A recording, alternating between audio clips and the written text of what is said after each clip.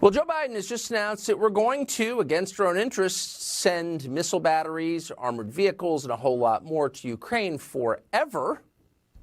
So against our interests, well, that may be an understatement. We may be disarming our own country by doing this. A reporter just asked the Secretary of the Navy, Carlos del Toro, whether the military, quote, might get to the point where it has to make the decision whether it needs to arm itself or Ukraine. Del Toro did not blow off the question. He answered it this way: yeah, that's always been a concern for us. That's where we are. Lieutenant Colonel Daniel Davis is a senior fellow at Defense Priorities and joins us tonight to assess. Sure appreciate your coming on. So this is it seems to me, as a civilian, a pretty serious admission by the Secretary that we're disarming ourselves on behalf of Ukraine.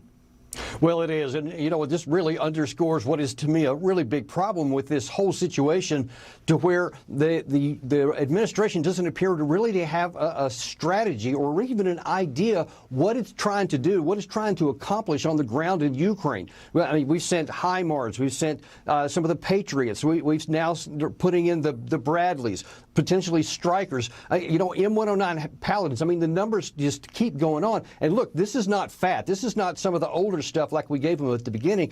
Now you're getting into the bone, and the question's going to be, how long are you going to do this? How much are you going to give away? And what's going to happen when we start getting into really putting our security at risk? And here's something I really want to raise, Tucker, which hasn't been even addressed by the administration so far, is that after this probable winter offensive that Russia's potentially days or weeks away from launching, no matter how it goes, whether Russia has a big success or whether the Ukraine side comes in, you can be sure that other people are going to say, hey, man, we gave them all this stuff, but now then Russia's winning, so we have to give them even more to stave off victory. Well, exactly. Or they'll say, oh, no, the Ukraine's doing good. Now we've got to give them even more so they can keep going. The bottom line is that there's always going to be asked for more. And at some point, our interests have to enter into the conversation. And so far, they haven't.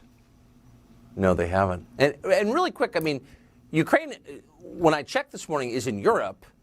So where are the European nations? Why is this the sole duty of the United States? Where's Germany and Great Britain and all the other freedom fighters in Europe? Yeah, that's a big issue that I've also, you know, very near and dear to our heart here at Defense Priorities, because, look, we want to shift some of this burden where it belongs to the people who have the most at stake. It can't be America's primary responsibility to do these things.